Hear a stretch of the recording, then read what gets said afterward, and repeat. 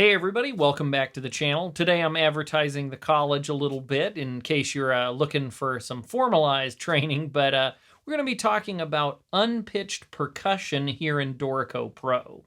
Now, dealing with percussion is not necessarily complicated, but there's a real methodology to it in Dorico that's a little bit different than the other programs. When we worked in Finale was much easier about pre-making like an orchestral percussion 5-line part that kind of included everything, whereas Dorico likes to work with individual instruments and then combine them together into what is tantamount to being a condensed part. Now, this can seem really complicated because, again, you might be used to a system where you had tons and tons of flexibility in the instruments that you show, but in this case, you have all the same capabilities, but the difference is we need to get used to the idea that we don't always see every single thing at once, and let's face it, you're not going to be using 16 different notes with different stem directions at once. You basically get 2 stem directions, up and down, and so you can essentially have 2 or 3 things happening at once, but not much more than that. And I think a lot of times when we think about the old way of doing percussion notation in, say, Finale, it was a little bit deceiving because you had every single instrument under the sun, but let's face it, you don't really have 8 different percussionists reading off the same line at the same time. You'd have to have different lines for those different parts. So let's go ahead and dive in with some unpitched percussion here in Dorico Pro. So I've created a little piece here called the Percussion Primer. So the first thing we're going to do is we're going to add some percussion parts to this piece. So the most important thing to remember here is the difference between instruments and players. So if we go ahead and open up the Setup tab here in Dorico, you can see I have groups set up, and then I have players, which are the kind of blue colored bars. And then if I expand that, I have the instrument that player plays. Now, this is important because one player can play multiple different instruments, but you may choose to have a different player for each instrument because you might have one person who plays timbales the whole piece while another person plays cowbell and another person plays, say, bass drum. But it's very common in the percussion world to have players in pairs. For example, the snare drum and the bass drum might be written on the exact same line, and in a traditional march, you might also throw the cymbals on there as well. In a percussion part, you might actually have one person or one player playing 2 different instruments at the same time. The perfect example of this is the drum set. You have cymbals, you have toms, you have all of these different pieces, and the player is going back and forth between them, but it's just one person. So because of this, Dorico added a whole nother layer to this, which is called a kit. And I'm going to walk you through all of these things right now. So the first thing we're going to do is in the Setup tab, we're going to go ahead and add a new player. So when we add a player by clicking on the button down here or Shift-P on your keyboard, it brings you up with a menu of different instruments. And because we're talking about unpitched percussion today, I'm going to go ahead and choose that. Now to begin with, I'm going to start with kind of an orchestral way of thinking about it, meaning it's going to be different orchestral instruments in the battery. So I'm going to start by doing a snare drum. Now, when you added the new player, it added a player whose name automatically defaults to the instrument that we assigned to it, which in this case was snare drum. And you can see when I expand it, there is my snare drum. Now, because we're trying to create a single line or a single part, may be more accurate, that has multiple things in it, I'm going to go ahead and I'm going to add the bass drum part to this player. To add a new instrument, with this player selected, you'll see there's a little plus sign here, and if I click on that, it'll bring back up the instrument window, and I can go back to my unpitched, and I can do my bass drum. And when I add it, you'll see now the player, the name has changed to snare drum and bass drum, and it has added those 2 underneath. But you'll notice that down here in my score, it hasn't added any extra lines or anything like that, because in this case, we're creating a condensed part. And I'm also going to go ahead and throw the cymbals on there. Let's say we're making a march. Okay, So I have snare drum, bass drum, and crash cymbal. Now, in the right view on our computer, you will see that I only see one line in the percussion. But if I was to go to galley view, for example, you'll see that all three instruments exist. Because by default, in Dorico, when one player has multiple instruments, you're only going to see one instrument at a time. So imagine you were a sax player who doubles on flute. You can't play both instruments at once, so the computer will automatically show you when we go back and forth.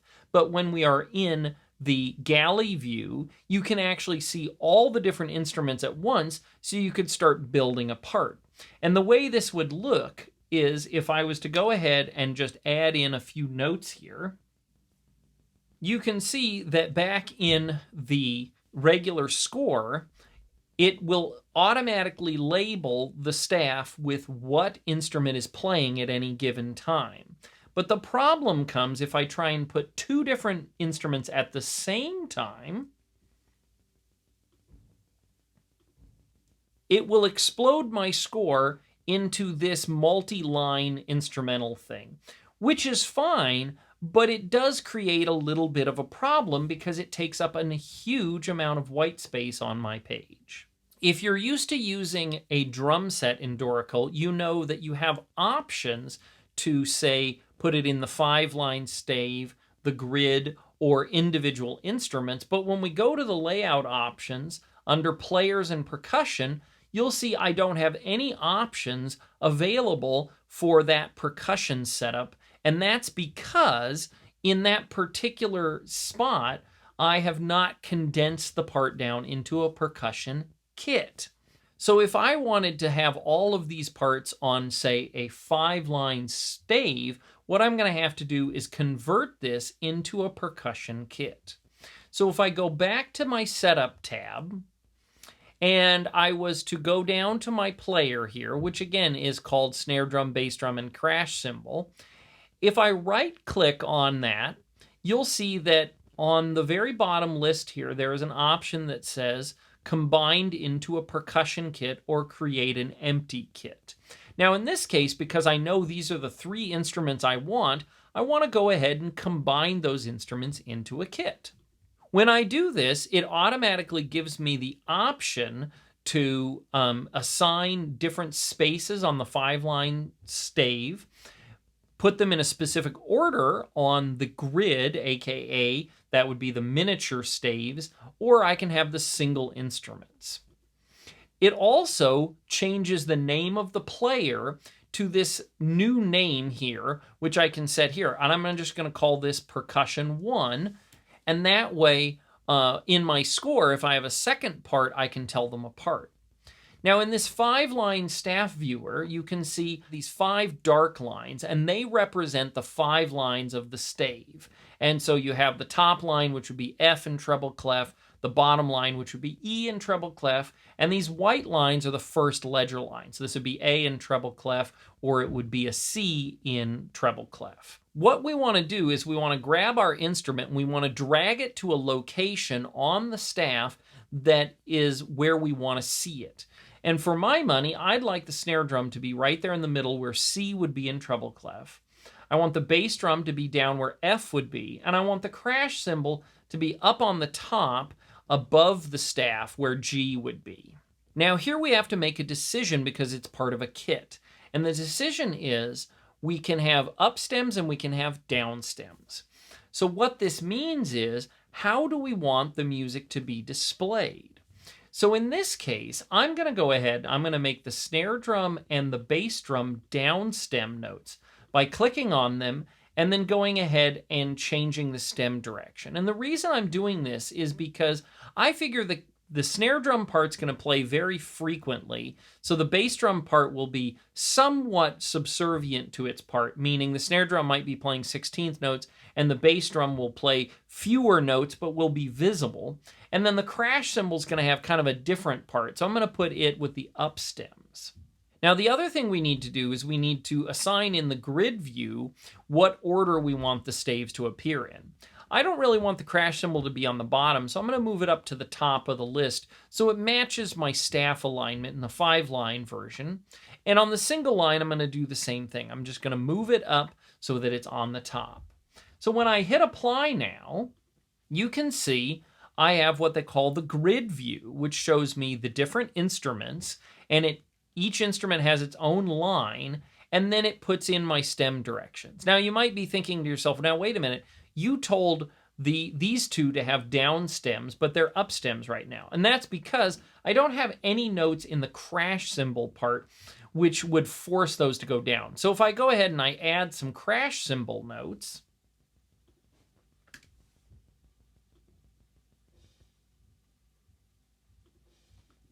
you can see that the snare drum and the bass drum now go down and the crash cymbals go up.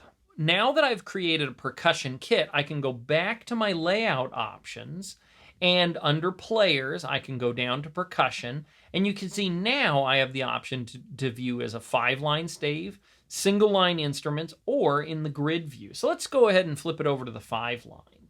You can see now I have access to the 5 lines, and I have my crash cymbal on the top, and then I have my snare drum and my bass drum separate. Now, if you are doing a part where you want the snare drum and the bass drum to be separate, but you know that the crash cymbal is going to be played very, very infrequently, we do have another option where we can have double up stems or even double down stems. And that is, if we go back to the Setup tab and we go down to our percussion kit and we click on the 3 little dots and we go down to Edit Percussion Kit, we can go to our crash cymbal, and it's already an up stem, but let's go ahead and change it to layer 2.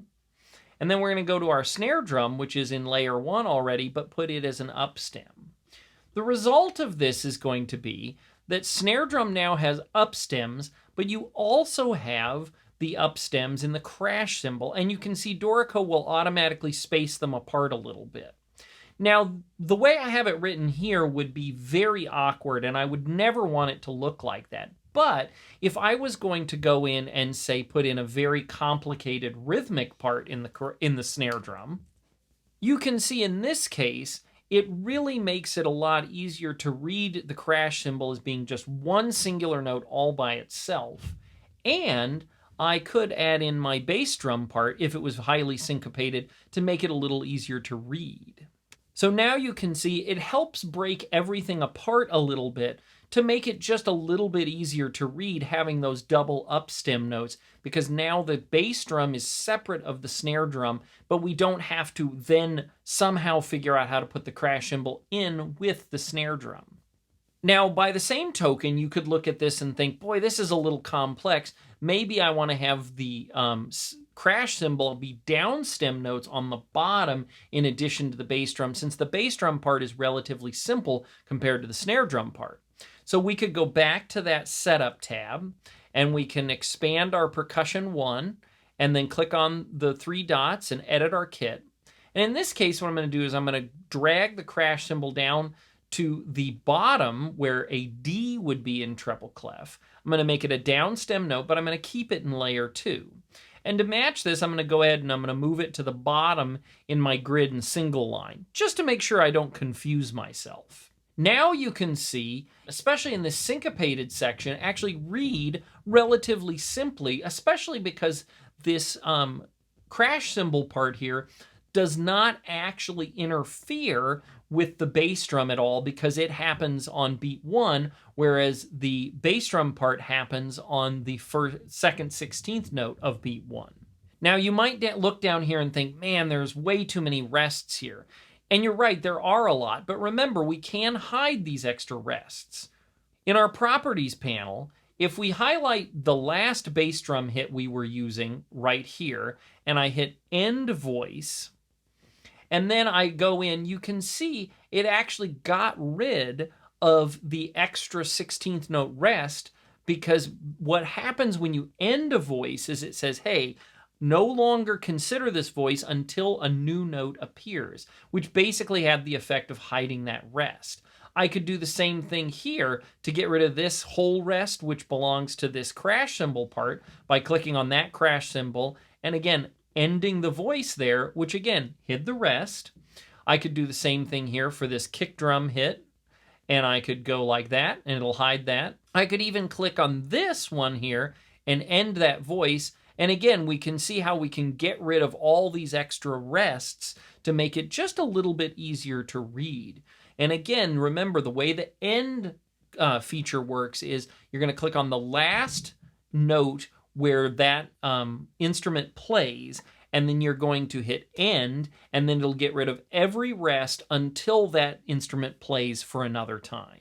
Now, if you want to make this a little easier to read or enter notes, sometimes it's very useful to flick it over into the individual instruments. And this is very easy to do temporarily here in Dorico. So if we go back to the layout options, at any time under the Players tab, I can go down to Percussion, and I can convert my condensed staff into the 5 lines so that I can see all the parts separate, enter in all the notes and rhythms, and then it'll automatically condense it for me, because any point I can go back to that options and I can turn it into the 5-line stave, and voila, we're back to our condensed version. This is one of the ultimate superpowers of Dorico when it comes to percussion notation, because we have so much flexibility when it comes to changing the way we want it to look. Now, there's a couple of other features we have in the percussion kit that we can add to this.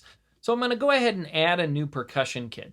This time, I'm just going to add one single instrument, let's say bongo high. I'm going to hit add. Now we have a new player. But this time what I'm going to do is I'm actually going to come in here and I'm going to delete this instrument out, which is going to leave me behind just a empty-handed player. With the empty-handed player, I can right-click, and then I'm going to go down here and I'm going to add an empty percussion kit. When I add the empty percussion kit, I'm going to go ahead and just add in a name, because this is going to be percussion 2. And from here, you can see with this little plus sign, I can now add in the instruments I want in this kit. So let's say in my unpitched percussion, I'm going to go ahead and grab bongo high, and then I'm going to add in a bongo low. Then I'm going to add a cowbell, and I'm also going to add a tambourine. Now, one of the nice things about adding your instruments in the blank kit is when we go in to add instruments, you can see it removes all the pitched instruments that would never be in a percussion part, which just kind of simplifies the list a little bit.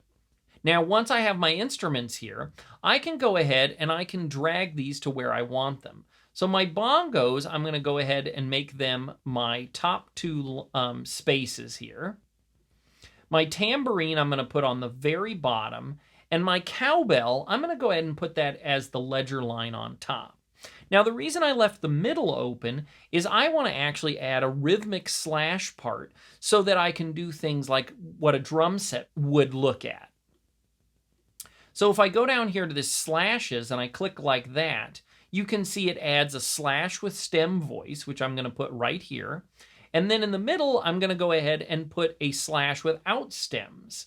And the slash without stems is going to allow me to just put in essentially bars or partial bars of just slashes. Now from here, I want to make sure that my instruments have the correct note heads. So on the tambourine, I'm going to click on it, and I'm going to go down here to this Edit Percussion Playing Techniques, and I'm going to go to my note head set. And in this case, I want to go ahead and I want to put the X's and circle X's for my note heads. And then for my other instruments, for cowbell, for example, I'm going to go ahead and leave that as a regular note head as well as the 2 bongos. Now, for the cowbell, I definitely want to go an up stem as well as on my 2 bongo parts. And on my tambourine, I'm going to go ahead and make that a down stem. Now, I've already pre-decided that I'm never going to have the cowbell playing at the same time as my bongo parts, but the tambourine is going to play. What I do want to do, though, is I want to put my slash voice in a different voice. So I'm going to put that in voice 2 so that I can have a little bit of independence. And then I'm going to put my slashes without stems in voice 3 so I have a lot of independence. From here, I'm going to go to the grid view, and I'm going to make sure those 2 match. Now notice in grid view and single line, those slash parts go away. And that's because you wouldn't really need that if you had a single line instrument. Now remember, I had my cowbell on the top, so I'm going to move that to the top there, as well as in this single line. From here, I'm going to go ahead and hit apply. And by default, whenever you add a new percussion kit to Dorico, it's going to go ahead and put it into the grid view. But if I go back to my layout options, players, I can go down to percussion and change that over to my 5-line stave. So now I have percussion 2. So if I go to the right mode, and when I go into the note entry tool, you can see that when I choose the different parts, you can see it actually is telling me which thing it's going to enter. And so if you're using the keyboard to enter, you actually know where these parts are. And you'll see it doesn't show me a bunch of extra random instruments. It's only what is in the kit. I can also use the musical keyboard as if I was in treble clef, because there is a setting in Dorico under the settings preferences. If you go down to the note input and editing, and you scroll down to percussion input, you'll see that it's input into the kit or grid using the percussion map, which is the general MIDI map of your instrument, or staff position, which in this case I've set to be the equivalent of treble clef, because my brain just goes there easily. I could set it as bass clef. You can also do this for the single line instruments. So you can see here, you can use the percussion map or the staff position as well. So because of this, I'm going to go back into my part here, and I'm going to go ahead and add some bongos. And then in the same measure, I want to have some tambourine. And you can see, because I had set the tambourine to down stems and I had set the bongos to up stems, it makes the two parts look really nice and very easily visible. Now, let's say I wanted to go ahead and put in those slashes. So here, I can go down to that where the C would be, and I can put in some rhythmic slashes as if it was, say, a drum set part. Now, this is really handy because unlike in programs like Finale, where we had to put in a rhythm in an instrument and then turn it into rhythmic notation, this gives us the ability to put in all of this different fun rhythmic notation, and it doesn't stop me from putting in, say, an additional instrument or note. I could still put in bongo parts with my rhythmic slashes in there as well. Now, because I put them on two different voices, because this way you can have almost like a cue part where you have the rhythmic slashes and you have some of the regular notation in one part all at the same time. Now, remember, we also have those slashes without stems, and so if I wanted to just have a slash part, I could do that really simply. And this is really the nice thing about all of this, is because it gives us really quick access to multiple different layers of percussion notation, as well as doing things simultaneously. Because again, if you've ever written a drum set part, you know sometimes we want to have slashes like this, but then we want to have what would amount to being a custom cue line on the top. And in this case, I can do that because I set the slashes here, and then I can put in my cowbell part or my bongo part, and you can see it'll display both of them at the same time, so I can see the slashes to indicate rhythm, and then I can see the cue part on top. So it's a really handy way of creating very customized drum set and percussion parts by creating kits out of these unpitched percussion instruments. So that just about wraps it up for unpitched percussion here in Dorico. Leave me some comments below and let me know if you have any other questions. It's really great to have people ask these specific questions in the comments because it gives me a great idea of another video that you'd like to see and information that you're interested in. If you're looking for some templates or anything, you can check out my website or my Patreon page. I'm going to be updating some more templates this week, so hopefully you'll find some new and useful things for you there for both jazz, classical, and everything else in between. If you're curious about my setup and all the different tech that I use, feel free to go down into the links below and check out the different things I have. I have a couple of different stream controllers. I have an iPad that I hook to my computer as a kind of a second mini display so that I can see things like an alternate score or other things while I'm working. And it really helps build out my system. If you use one of those links to purchase something, it supports the channel, which I greatly appreciate. But more so than that, please like and subscribe. That really helps tell YouTube, hey, people like the content and they want to see more. Thanks so much for watching, and I will catch you the next time.